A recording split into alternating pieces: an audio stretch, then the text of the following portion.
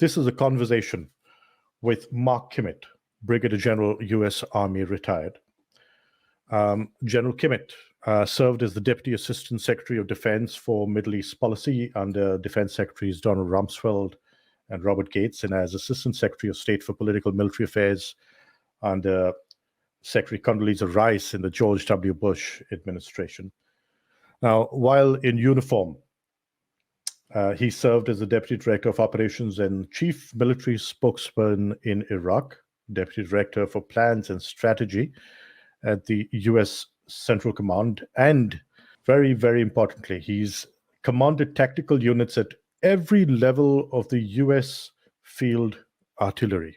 He's a graduate of the United States Military Academy at West Point and Harvard University. General Kimmitt, welcome to the Over the Horizon podcast. Thank you, Roy. General, winter is coming. The next few weeks present a very narrow window of opportunity. From your experience, help us understand the lay of the land to begin with. And why is this really an artillery battle primarily? Well, first of all, I'd like to address a comment you made up front. I think it's not only going to be important for Russia, but it's also going to be important for Ukraine. There is, to my mind, no decisive advantage at this point to Ukraine. Candidly, unless something significant changes, I think we're heading into somewhat of a stalemate, a fixed line situation going into winter. And that's why, to answer your question about the artillery, it becomes so decisive. On the Ukrainian side, the ability for their military to reach out and touch, as we used to say, the deep battle, the deep logistical backdrop of the Russian invasion is critical. It's one thing to have tanks and infantrymen up at the front lines, but they need to be fed, they need to be fueled, they need ammunition to get to them. And the ability of the Ukrainian army now to use their artillery, their missiles, and what's been provided to them, particularly the HIMARS ammunition, has really slowed down the Russian advance and has put a crippling effect on their ability to prosecute the war. Now, on the Russian side, they've taken a different strategy with their artillery. I think if we expand the notion of artillery to be any indirect fire weapon, which would include drones as well as cannon and missile artillery, you're now seeing a different approach by the Russians over the past 10 days, the way they've used their indirect fire, their artillery to go against strategic targets, not against warfighting targets. I'm just going to pull up a Google Earth map of Kherson. Let's not forget that this, just for the benefit of those watching, help us understand the topography. This is the steppes. It's pretty flat land. Winter is coming. The ground's going to freeze up. It's going to be very heavy artillery units are going to become very cumbersome. It's not going to be easy to move around. So are you expecting a lot of movement off the forward lines in the next coming weeks once the ground freezes up? What do you expect is going to happen? And more importantly, who is it going to favor? Is it going to favor the Ukrainians? Or is it going to favor the Russians? Who's better equipped right now? Perhaps that's the question. Well, first of all, I think the Kherson region is a little bit different from the general front in the war. Down in Kherson, you're right. It's not just steppes, but it's also lowland because it's so near the water. But Kherson is in the middle of a pretty big fight right now. That's one of the major offensive drives being conducted by the Ukrainians. They obviously want to take back the area west of the Dnipro, particularly since they believe they can trap a large number of Russians that can be surrounded around Kherson. And that would be a significant victory on the part of the Ukrainians if they could surround and reduce that envelopment, that pocket around Kherson. That was the first area taken decisively by the Russians, and it would have a significant effect if it was able to be retaken by the Ukrainians before the winter starts. Now, you raised the point about the artillery. I don't think the artillery really is a significant factor in terms of getting around in the area during the wintertime. Artillery can move around behind the lines on roads, on paths that have not been turned into mud or turned into ice. So I don't think that the mobility of the artillery during this period will be as consequential as the active troops that are fighting on the front lines, trying to close this encirclement around the Russian forces.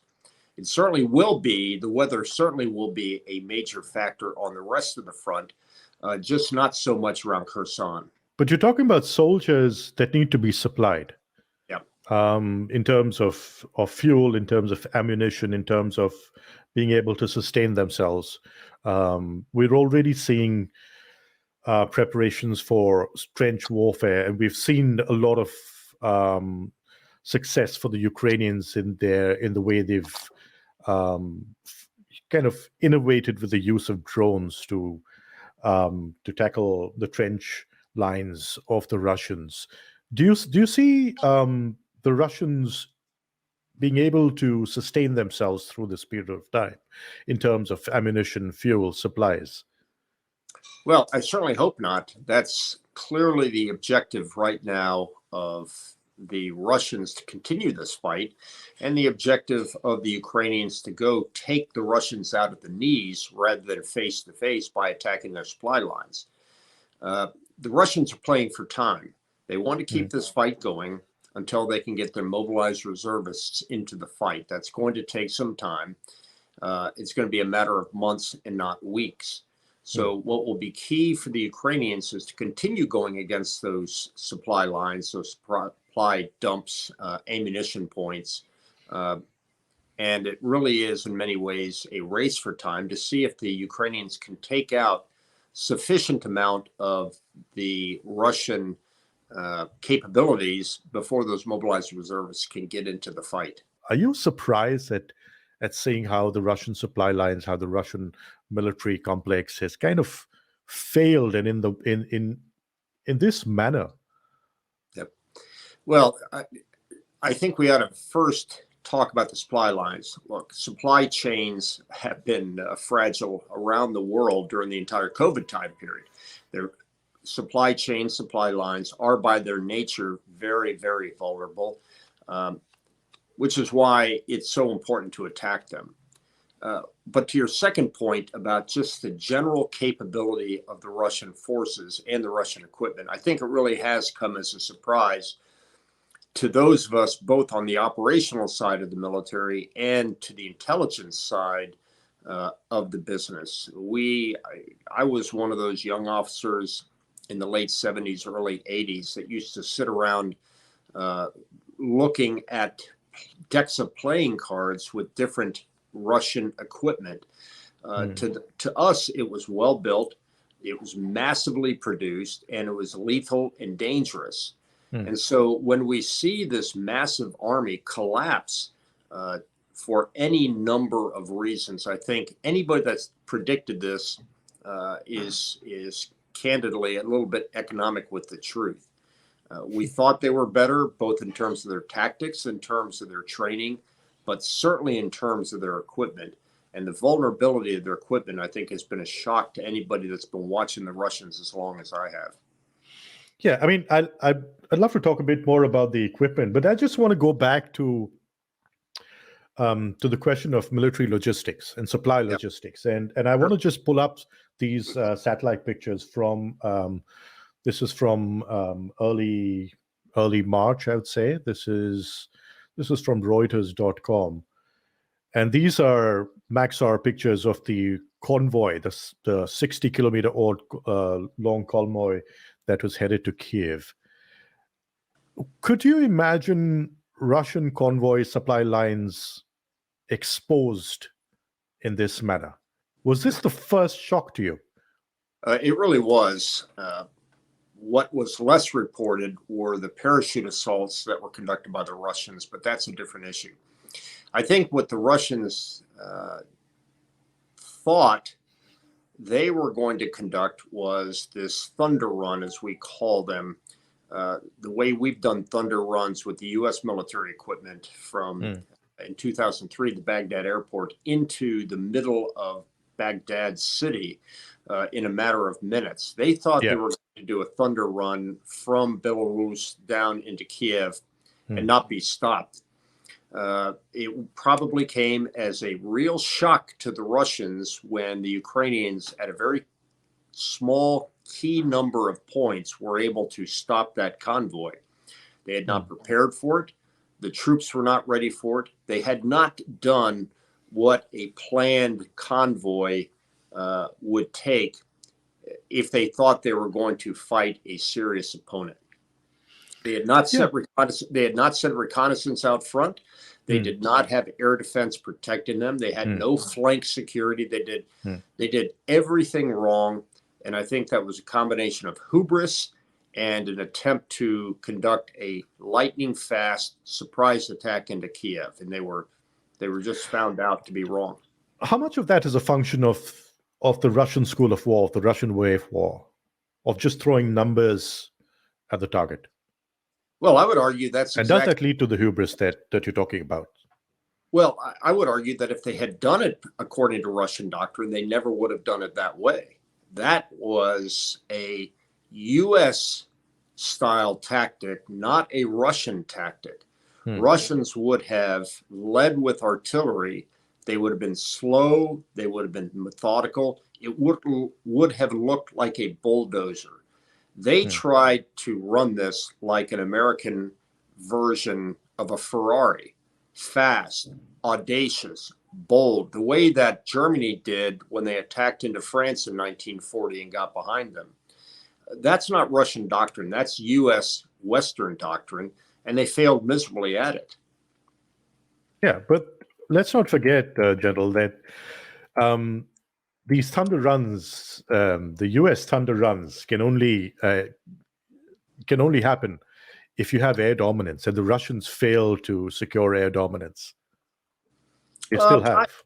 I would argue otherwise. Remember, if the air was a threat, you would have seen that 60-mile convoy completely destroyed. Take a look at what we did at the end of the first Gulf War, the famous highway of death, when we had air dominance on the retreating Iraqi forces. Yeah. There was 10 kilometers of just completely destroyed vehicles. These vehicles of the convoy that the Russians conducted early on, they weren't destroyed. They eventually moved off into the woods. They eventually moved forward or back. There was no 60-mile cemetery of armored vehicles and trucks, so on and so forth. It was just stopped. Had the Ukrainians had air dominance at that point, it would have been a turkey shoot, as we would say. You know, there's been a lot of chatter also about just why those Russian trucks and heavy vehicles were stuck in the mud in the manner that they were, and that the Russians tried to replace the American-made or American-supplied or American company-supplied tires for these heavy vehicles with Chinese-made ones. There's been a lot of chatter. It's unconfirmed reports, but it just kind of gives you an insight into, if I could say, the sort of corruption that we began to see in the rank and file of the Russian military and the impact thereof on the battlefield. What do you say? Would you agree? Well, I'd agree completely. I think it would be very interesting to go into why Sergei Shoigu was appointed as the Minister of Defense. There was a professional before him, but Shoigu has been the Minister of Defense for a number of years. And I think if you take a look at what he has done or what he has not done with the armaments industry inside of Russia, there has been massive corruption. There's been massive gutting of the capability. Russian technology, Russian scientists are among the best in the world. But if you are if you are a corrupt organization, which the armaments industry had become, you can imagine the kind of output you will produce as long as you can make the rubles that you've been contracted to do. So, I mean, it's almost like they never expected this army to fight, either with their equipment or with the training of their troops or with their preparation for this fight. I mean, it's pretty clear that they hugely underestimated the will, not so much the capability, because we always knew that Ukraine was fighting as a David in this war against a Russian Goliath. But perhaps they underestimated the will of the Ukrainians to fight. And taking territory is a very different is very different from holding on to territory. What's the ratio of troops? What's the expected ratio of troops that you require to hold on to a territory? Is it about 20 soldiers per 1,000 civilians, or something thereof?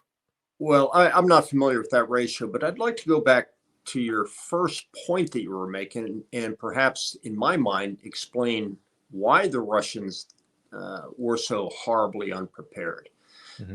I think they were unprepared because they had no belief that the Ukrainians nor the Western community would stand up to them.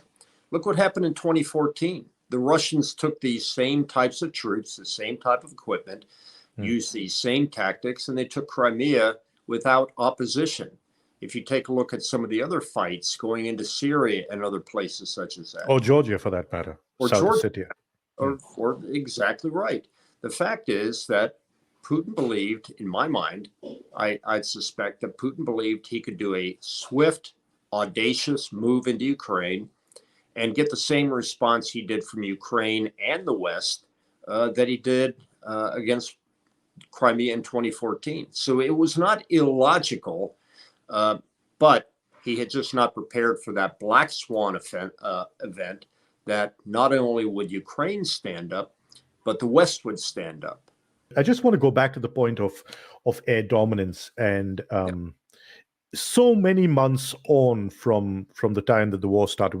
We're into the 8th month now, and it seems that Russia has consistently failed to secure air dominance. And I just want to play out this really interesting helmet cam footage that came out in the last 36 hours of this Russian Sukhoi 24 pilot, it's believed, that was flying low and had to eject after his aircraft was hit by,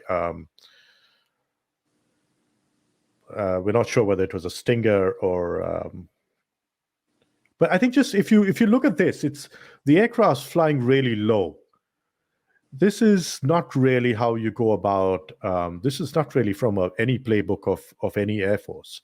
The fact that the Russian fighters are being forced to fly so low, we've heard a lot of talk about the Russian Air Force not having a lot of access to precision munitions and to having to rely on dumb bombs and having to fly low, and therefore that makes them easy targets.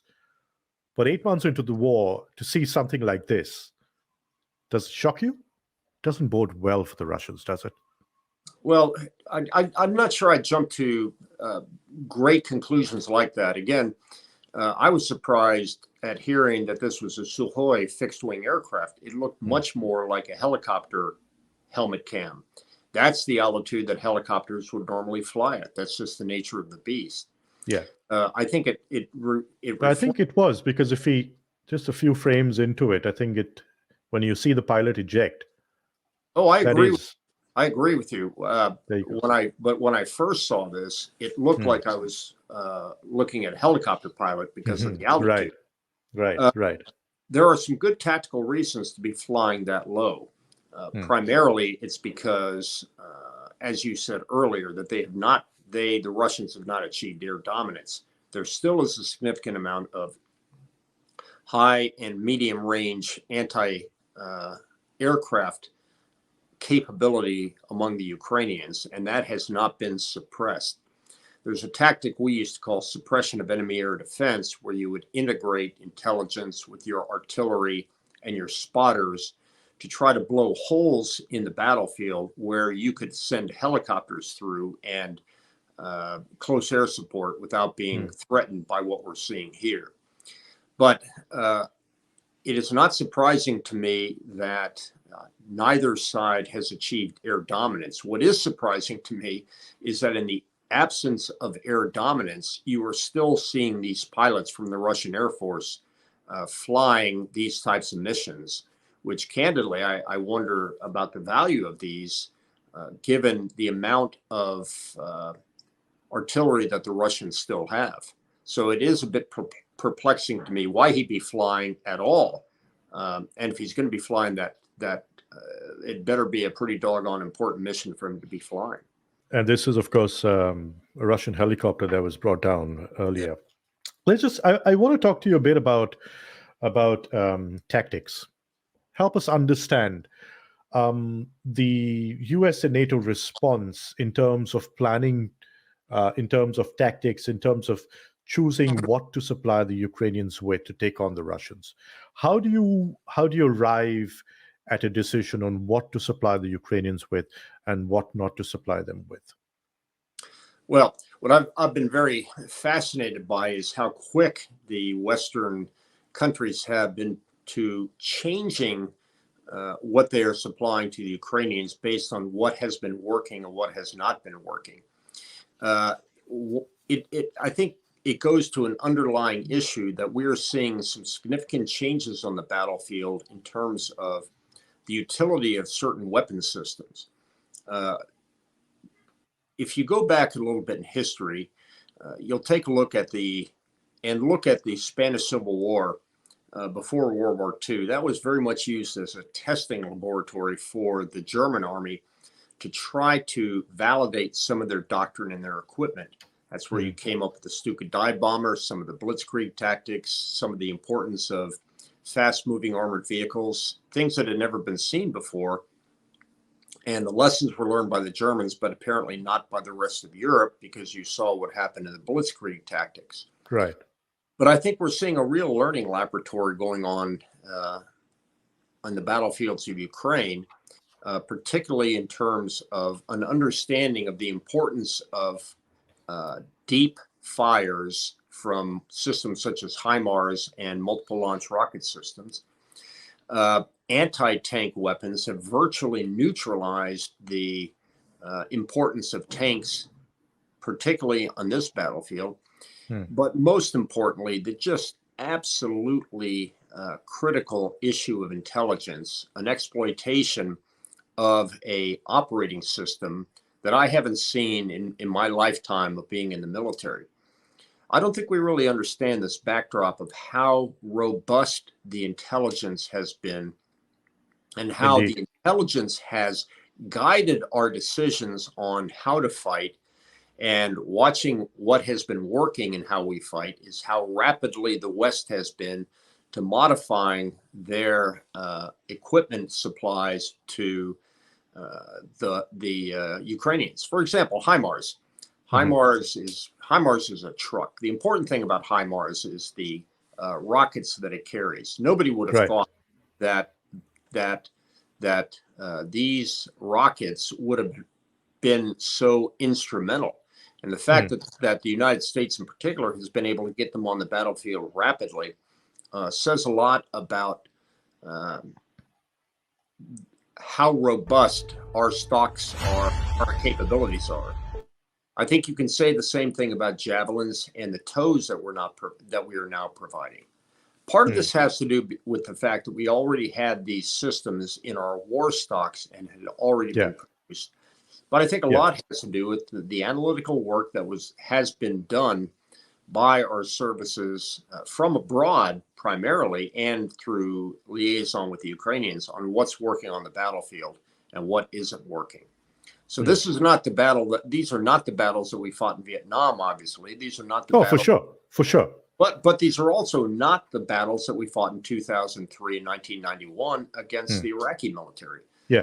What was important then has proven not to be important now, and that's primarily because of the persistency, the latency, this unblinking eye of intelligence that has been used to find the enemy, hide the friendlies, and destroy the formations.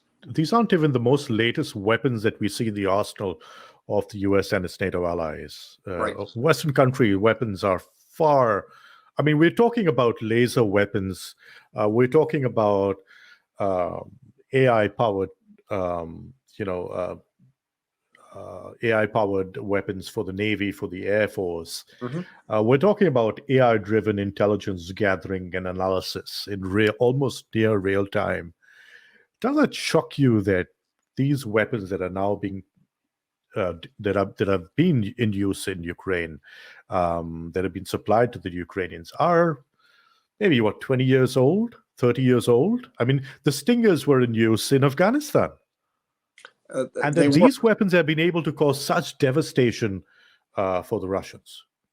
Well, I think when you're talking about the Stingers, and in many ways, we're using a less capable multiple launch rocket system. The ammunition being fired from HIMARS is actually far less capable than the systems that we had prior that had been outlawed by international conventions on the use of cluster munitions. So in the old days, the HIMARS rockets would fire these cluster munitions.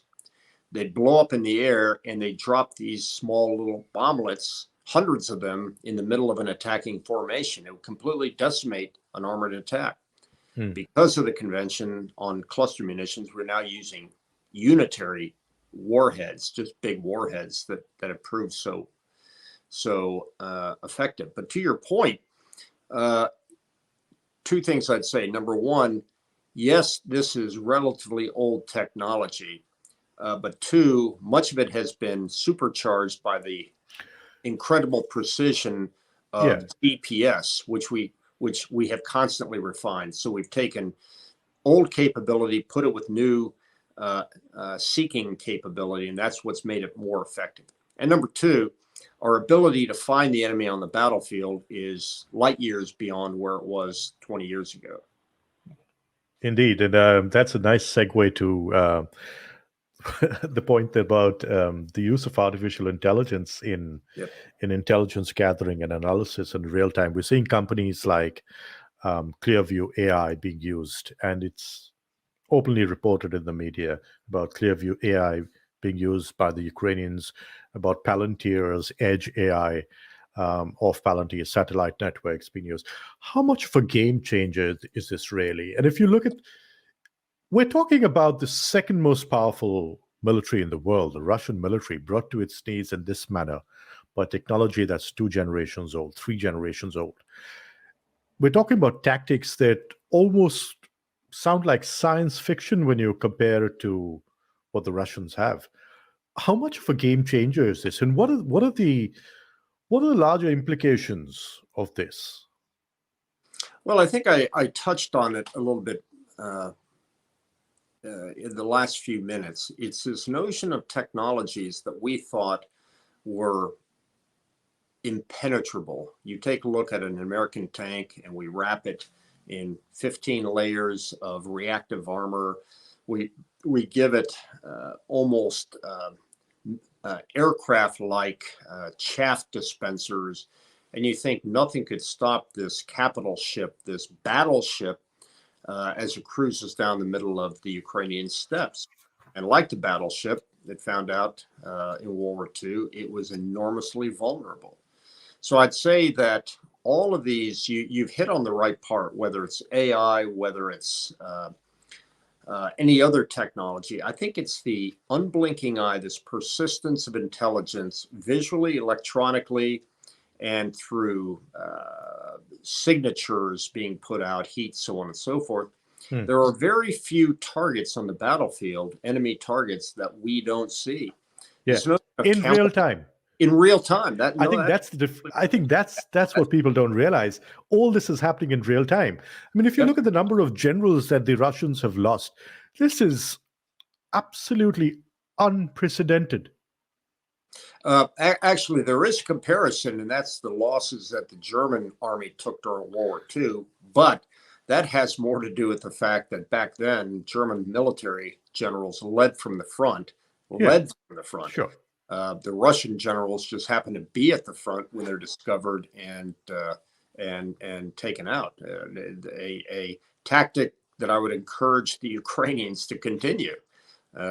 But having said that, I think it goes to the point that we were both just discussing, which is the real differential between what's happening on the ground. I would not say it's because of the equipment. I would not say it's because of the tactics. Candidly, some of it, but not much of it, has to do with the spirit of the Ukrainian troops. I think it's just the overwhelming dominance that the West has given the Ukrainians in terms of intelligence. And when you so overpower your adversary by knowing everything he's going to do, where he's going to do it, when he's going to do it in real time, that allows you to use your second generation equipment to massive effect, no matter if these people, your enemy is driving first generation and flying first generation and fighting with first generation capabilities. If you have the advantage of seeing and are able to blind your adversary, I'll take second generation over first generation any day. For sure. It almost seems unfair that this is... I hope so. we went into this indeed. We went into this with Ukraine being the David and the Russian Goliath, just throwing numbers at the Ukrainians, not just in military weapon systems, but also men. And you look at the Russian tactic of continuing to just throw. Look at the conscription that's gone on. You've, in your career, commanded Russian soldiers. Am I correct? You've had some experience with that. Yeah, I did not command them. They fell under my command. I know that's a nuance, but they were an independent command, but they fell under our command and control organizations. And if you'd like me to reflect on what I saw, Yes. soldiers, I'd be glad to. No, absolutely. Absolutely. This was a tough little Russian paratroop battalion that was operating in some pretty nasty areas in eastern Serbia. I was shocked when I saw the privation that they lived under. Here was middle of winter and they're taking cold showers and not even thinking twice about it. Their food is terrible. Their equipment is what I used to see in my old manuals at West Point. They were not in particularly good athletic shape, but they were tough. They could go out on patrol, be the middle of winter, be the middle of night. And when they were told to go to sleep, they would just fall on the ground, take their great coats, put them over themselves, and they would sleep. And then they get up the next day and march on to their objective. I think it just goes to the nature of the way that Russia sees how it fights. Remember, we like to conduct maneuver. We in the West like to conduct maneuver that is supported by artillery. They like to fire, the Russians like to fire artillery and follow up with the troops. To them, the frontline troop is nothing more than somebody who occupies ground after the artillery has prepared it. And they've always believed in mass over maneuver. They've always believed that quantity has a quality of its own. And it's certainly, they don't believe in this notion of this canonization or this iconization of soldiers. To them, soldiers are a dispensable component on the battlefield. The battlefield is all about mathematics. It's not about art. It's all about science. Now, in your view, how do you compare the soldiers who fell under your command and with the conscripts that we are expecting, already beginning to see in the battlefield in Ukraine? How do you compare the morale? How do you compare the equipment that they've dealt with? We've seen so many videos about Russian soldiers complaining, conscripts complaining about the the fact that they've had to buy their own armor. They've had to bring camp stools. For some strange reason, the Russian army thinks camping stools would be useful for them on the battlefront. They're expected to bring their own warm clothes. For a conscript who has to go and fight in a war that's not of his choice, what do you think the impact is going to have on troop morale? Well, I think you're stating the obvious. But again, I don't think that necessarily is a concern of the Russians. We shouldn't mirror image our soldiers to their soldiers. Certainly not an American soldier today. We spend probably a couple of $100,000 per soldier per year to put them into combat. We give them the best equipment. We give them the best rations. We give them the best ammunition. We hopefully give them the best leaders. That is not the case, as I explained earlier, with the Russians that I saw in Bosnia. But I'd also go back to our Vietnam era from about 1966 to 1972, when we fought a war in Vietnam with conscripts. The comparisons between, I would say that the Russian soldier of today and the conscript we put in Vietnam are certainly much closer than any comparison between that soldier we put into Vietnam and the American soldier today. So look, troops bitch, they always bitch. I'm not surprised to see what I'm seeing come out by the mill bloggers and in the reports. Oddly enough, I don't think we hear enough about how Ukrainian soldiers think, act. I mean, we have turned them into the Avengers, but I think that has more to do. They've certainly done a brilliant job of the propaganda war, a far better job than the Russians. There are some pretty good articles coming out about the use of propaganda in this battle. In fact, I just saw one that I thought was interesting that came out that compared the Ukrainian propaganda to the Taliban propaganda. Now, I'm not trying to draw a moral equivalency between those two wars, but it's the effectiveness. Yeah, it's the analytical use of the analytical analysis of the use of propaganda that is quite remarkably similar.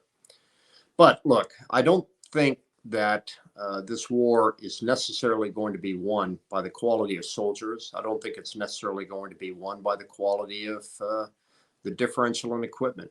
I actually think it's going to be a won or lost based on the quality of intelligence that's being provided to both sides on the battlefield. To your point earlier about Palantir, AI, so on and so forth, the just dominance and intelligence that we have provided to Ukraine, and in many ways blocked to the Russians, I think is what's really the game changer in this war.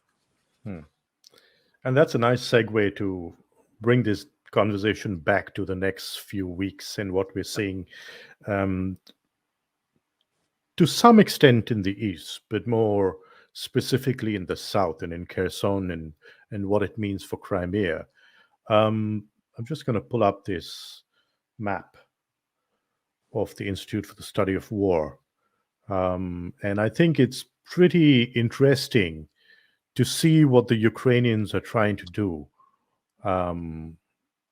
with the civilian strategic assets in the Kherson region, and this in particular is the Dnipro River.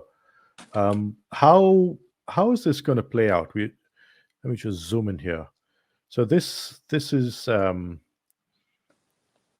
essentially the main focus of the front right now. This is Kherson here, and you have the Dnipro River flowing through. Let me just pull it up on a map.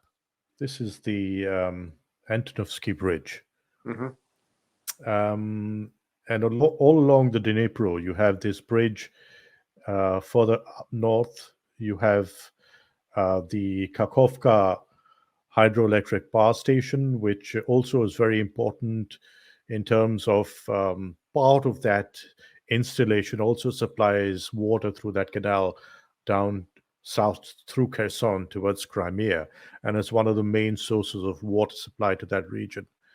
Now, if this falls into Ukrainian hands, and we're seeing a lot of the Russians talk about false flag operations by the Ukrainians. The Ukrainians say the Russians have planted bombs on the bridges and at this hydroelectric power station. Why is this so important to control? Help those who are watching understand what's going on here and what do we expect to see in the next few weeks? Yeah, I think it's pretty simple, which is Kherson was one of the last major cities between the Russian advance and Odessa. If you take a look at, had the Russians been able to capture Odessa and the remaining land along the water, you would have turned Ukraine into a landlocked country. So you take Odessa, you take Kherson, you take Odessa, you basically have the entire country as a landlocked nation. And so much of Ukraine's GDP depends on exports, particularly through Odessa. So you really strangle the country considerably. Now, why are the Ukrainians not only trying to keep Odessa open, keep Kherson open, and why are they continuing to go east? Well, because what they're trying to do is retake that land in Ukraine, and they're trying to cut off Crimea. Crimea is a logistical supply line for the southern forces from about Mariupol down south. Many of the Russians can be supplied from the north, and from Russia proper. But if you want to keep the fight going in the south, you've got to maintain the ability for Crimea to supply those forces. So the Russians wanted Odessa. The Ukrainians want to cut off Crimea. It just makes sense why that is such a critical fight. And a lot of that supply to Crimea comes through the Kerch Bridge. Yes. We've all seen what's happened to the Kerch Bridge. Right. In the past few weeks. Most of it comes by boat, but a significant amount comes by land, and it has to get there over the Kerch Bridge, which is why, as we were talking about earlier, vulnerable supply chains, vulnerable supply lines. You blow up a bridge, and all of a sudden that supply line is just cut. Now, how damaging, how devastating is this for Russian supply lines or into the winter to Crimea, to Kherson? Well, it will be, but it would if it were not going to be repaired. But I would suspect it's going to be back into relatively full utility before too long. So I think that the attack was brilliant. The targeting and precision was brilliant. As you can see right now, they're getting those railroads back into action. It has an effect. I think that the importance to the supply lines has been a bit overstated, particularly since we can expect that bridge to be back and generally operational before too long, which may require another counterattack, but or another attack upon it by the Ukrainians, I would hope.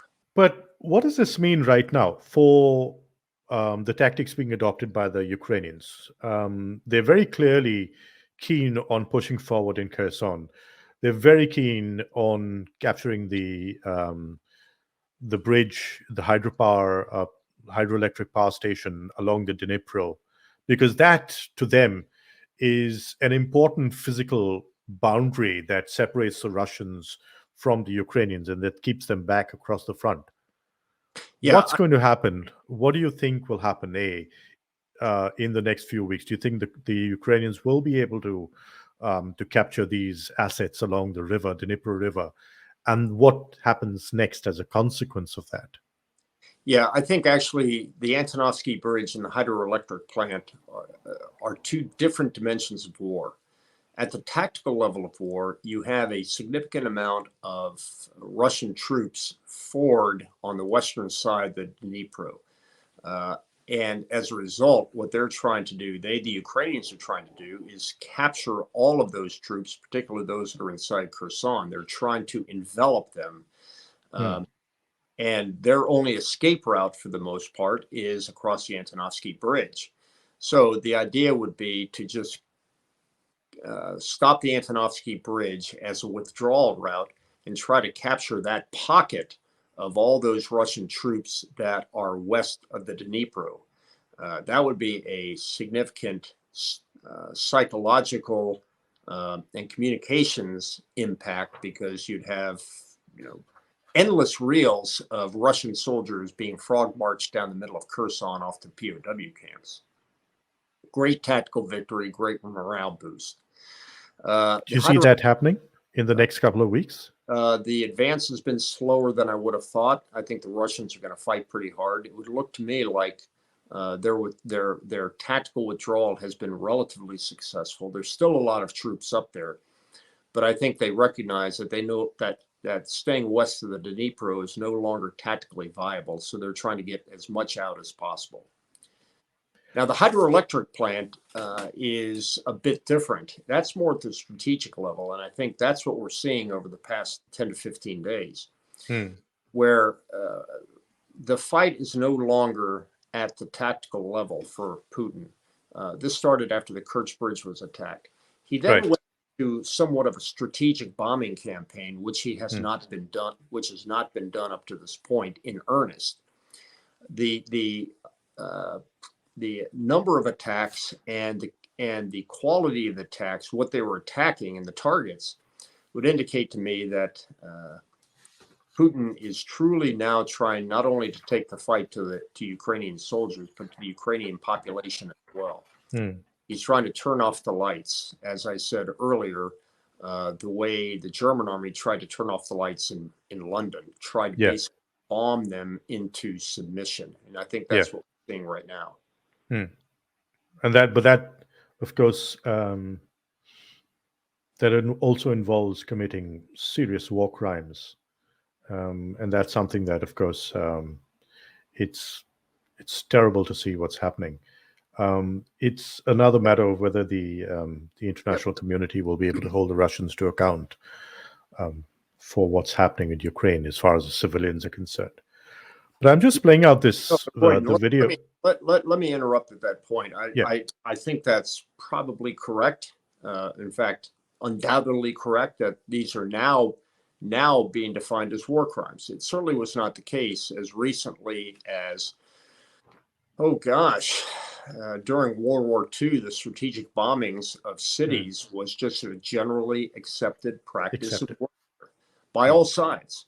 By all sides, the Germans attacking London, the Allies attacking cities such as Schweinfurt that had a significant number of military plants inside, the firebombing of Dresden, the firebombing of most of the Japanese city. That was just accepted practice.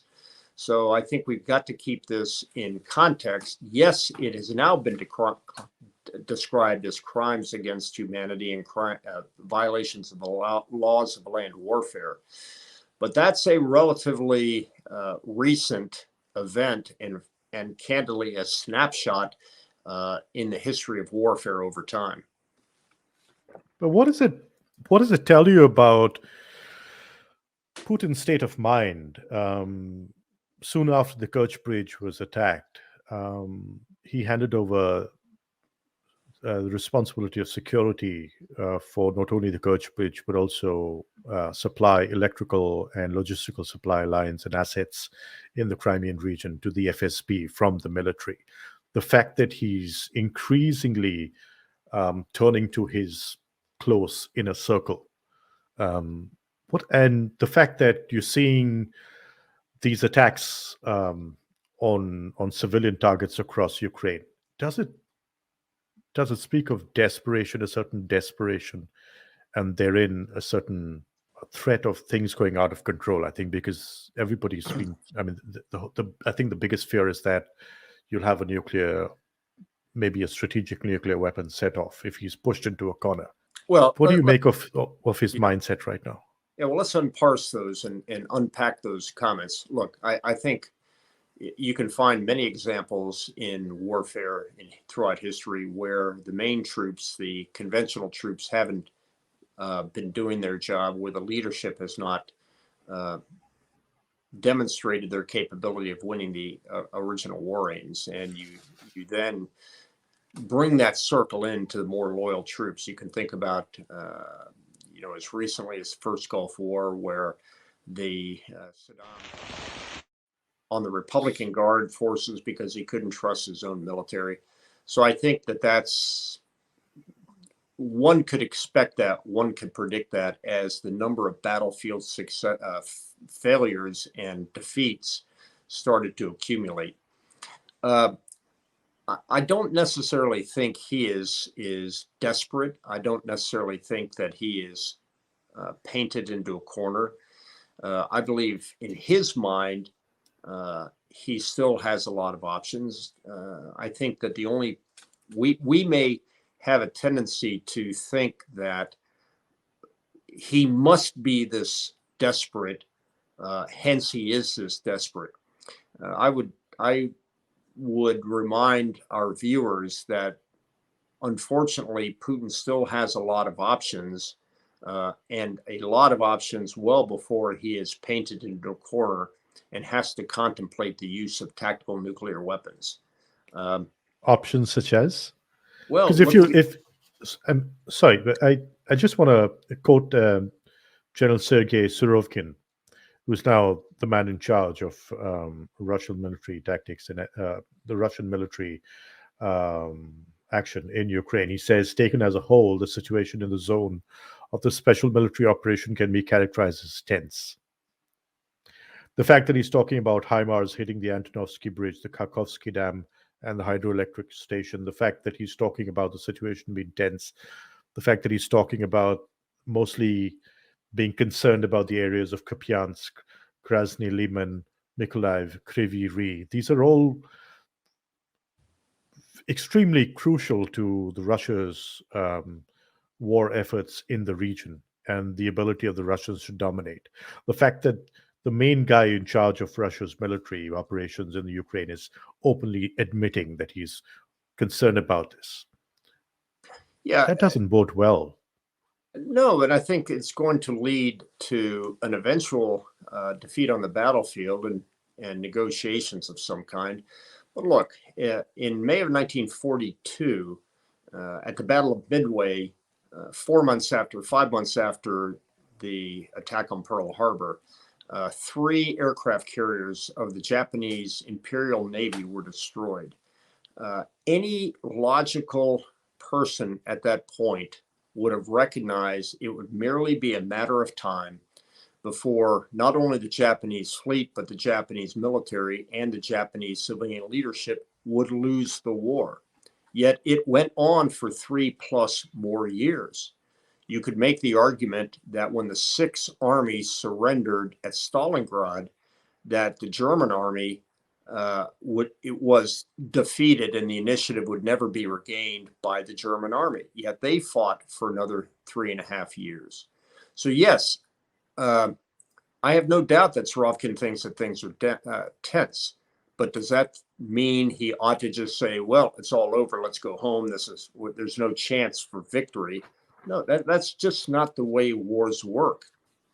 And you could bring even more recent examples. How, over the 20-year time period, how many times did the Americans think that they were that far from victory inside of Afghanistan? Yet the Taliban kept fighting and fighting and fighting. Yes.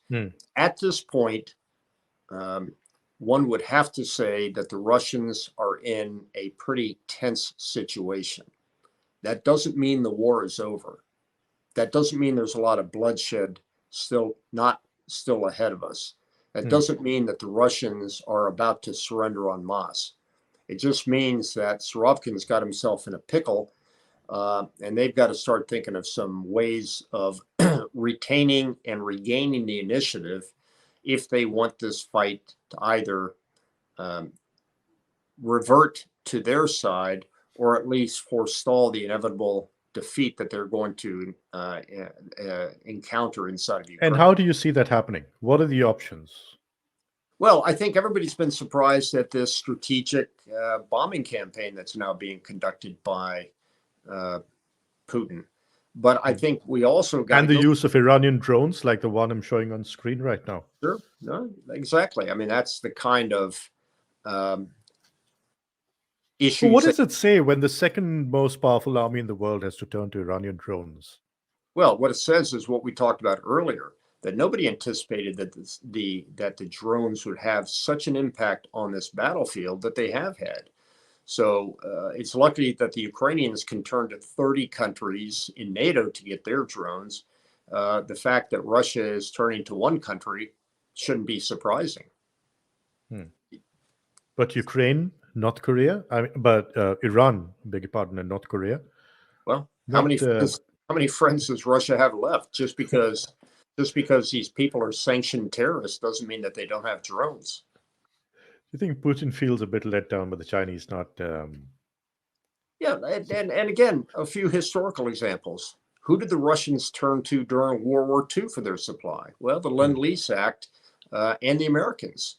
You know, they're bitter ideological enemies, but yet we came into a condominium with the Russians during World War II to defeat the Germans, and then of course we went back to our ideological and political differences for the next 50 years of the Cold War after that, up till today. So, General, where are the T-14 Armatas? Where are the Sukhoi 57s? Where's the cutting edge technology? Where are the frontline weapons of the Russians? And why haven't we seen more of them? Well, we have seen some of their Armata tanks, but I don't think, candidly, that Putin may think that there's any need at this point to put that vast first-generation capabilities inside of Ukraine for a number of reasons. Number one, we go back to the notion of, okay, so we're losing a little bit of ground. We lost ground. We lost 1,000 times more land in Mother Russia against Napoleon and against Hitler, and we're always able to turn it around over time. Here we've lost a little bit of land. Number two, we don't really care about our troops, so why should we care about the casualties? And number three, if we're using the second generation capabilities, so what if we lose them? I mean, I'm not trying to be flippant about it. I'm just saying this goes back to your question about, you know, is Putin desperate? Are things tense? Does he think he's losing the war? Which of course leads to the inevitable question, will he use nuclear weapons? There's nothing that tells me, other than a lot of information that I'm seeing in the press, that, like everything else in the press, I'm always not willing to accept 100%, that the Russians necessarily think that the situation on the battlefield is anything more than tense. I don't believe they think it's desperate. I don't think that they believe that they're inevitably going to lose. So what's the off-ramp here, General? For lack of a better term, I'd say Minsk 2 is very much where I'd suspect this to play out, where I think a combination of the Europeans running out of gas, running out of patience, running out of money. I think that the world community running out of general patience for the Ukrainian cause. I believe that it will be increasingly more difficult for the governments who want to support Ukraine to find the popular support for whatever reason. At this point, it's haram. It's almost as you're being treasonous here in America if you somehow don't believe in fighting, supporting 100% the Ukrainians. I think that would make quite a bit of difference if we had. And that support, by the way, is bipartisan so far. It is bipartisan, regardless of what you're hearing about the Republicans not voting for continued Ukrainian funding if they were to take over the Senate and the House. I think the more people that are hoping for that are the Democrats and not the Republicans. I think that would be if the Republicans were to do that, that would be a circular firing squad for the Republican Party. But I just don't believe that modern Western societies are willing to fight this out for the next 10 years. And I don't believe that they believe Zelensky's war aims of taking back all of Ukraine are necessarily attainable, taking back the four provinces and Crimea. Just ask yourself the question, if those were American troops on the ground, would we still be fighting? I saw a very interesting graphic that talked about support for the war inside of Ukraine. Of course, it was inversely proportional to the distance from the battlefield. Indeed. The most supportive Ukrainians are the ones that aren't fighting the war, which is usually the case. Now, that's not to say that Russia is going to win or to say Russia is going to lose. I would say that the problems that we're seeing in the West are magnified 3- or 4-fold there inside of Russia. Mounting public opinion against the war, running out of supplies, running out of capabilities, heavy sanctions. I hate to say this the wrong way, but it seems that the people most in support of the war are the leaders, the political leaders.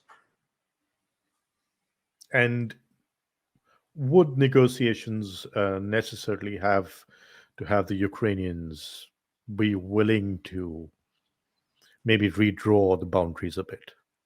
Well, I don't think I necessarily jump onto the Henry Kissinger bandwagon, who 6 months ago said, okay, let's end this thing. Let's come to Minsk II, where, you know, the separatist regions are now part of Russia, as is Crimea, and we call it a day. There would be no reason for the Ukrainians to do that, as they're seeing battlefield victory. That they need to continue fighting as long as they can and as long as they're willing to do. So tell me at what point Zelensky is either forced or is tired of the slaughter and says it's time for negotiation. I remember being in Belgrade in 1996 or 7. I can't remember which it was. At that time, the JNA, the Yugoslavian National Army, was still intact. And this was part of a war college trip for my class. And I remember at that time, the Americans had just gone over the Sava. NATO had just gone into Bosnia. And, you know, obviously the Yugoslavs were not very happy about that. And one of them sort of looked at me one day and he just said, you know, sometimes you just have to let the fire burn itself out.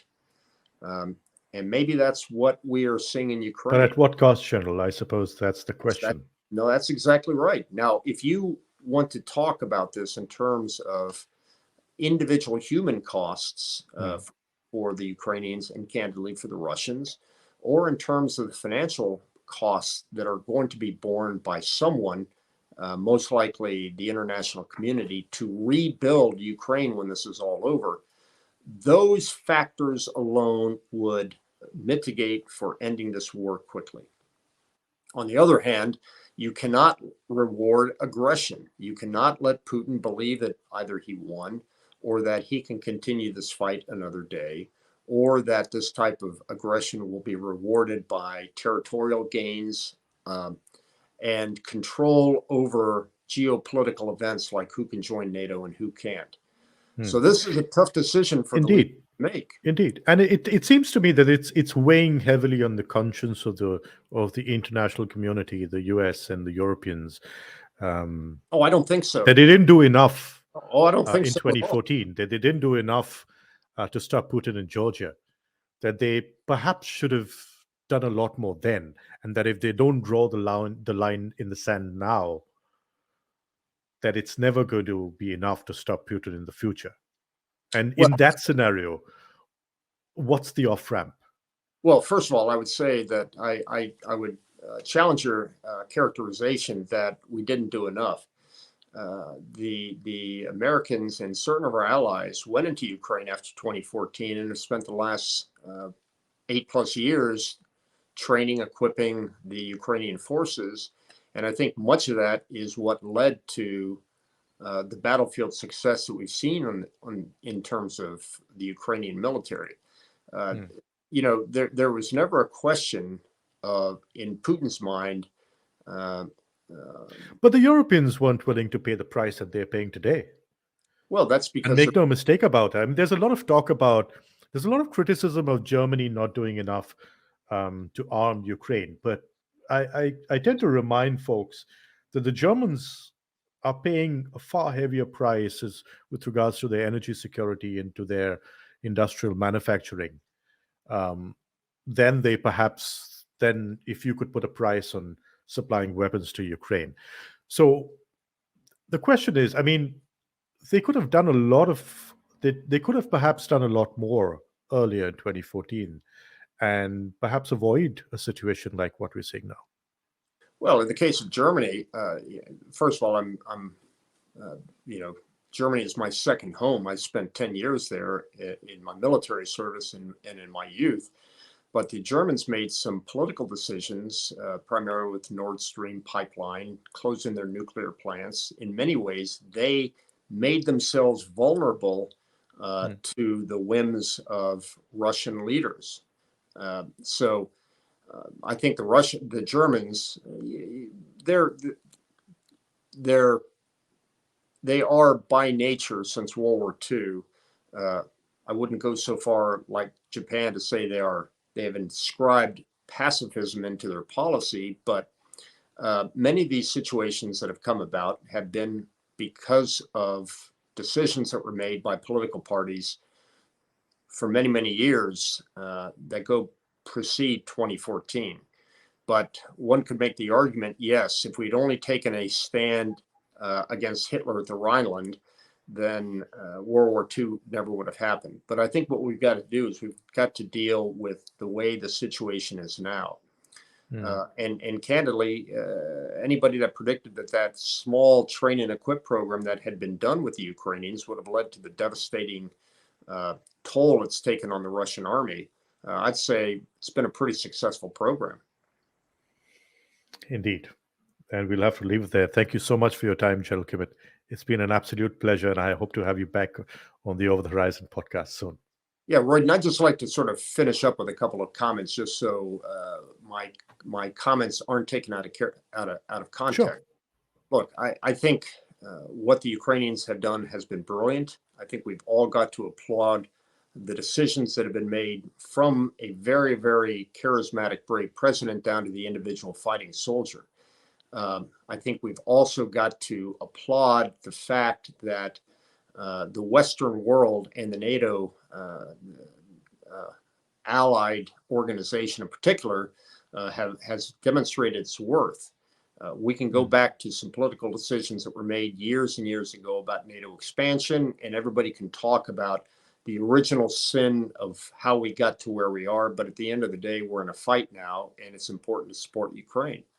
The second point I'd make is don't fool yourself about Russia. Just because the situation is tense doesn't mean that they're in any mood to stop this fight or unwilling to continue to fight. And the combination of a Ukraine that believes that it can take back the entire country, to include Crimea, and a Russia that can't win on the battlefield and can't quit the battlefield, that's a pretty toxic combination. As a result, as we're going into winter, I'd predict we're not going to see much significant change on the ground. And as we start the spring fighting season, I don't think that we're going to be any closer to a resolution of this fight than we are today. General Kimmitt, thank you so much. It's been a pleasure having you on Over the Horizon podcast. And I think you've given us a few cues to get us a sense of how things are set to progress over the next few weeks. But I think the most important is that something's got to give somewhere. And I guess the big question is, who's going to put a price on peace, and what's it going to be? Yeah, I don't necessarily agree that it's going to be a matter of when. I do agree that it's going to be a matter of who. Indeed. All right, we'll have to leave it there. General Kimmitt, thank you so much for your time. Thank you. Appreciate it.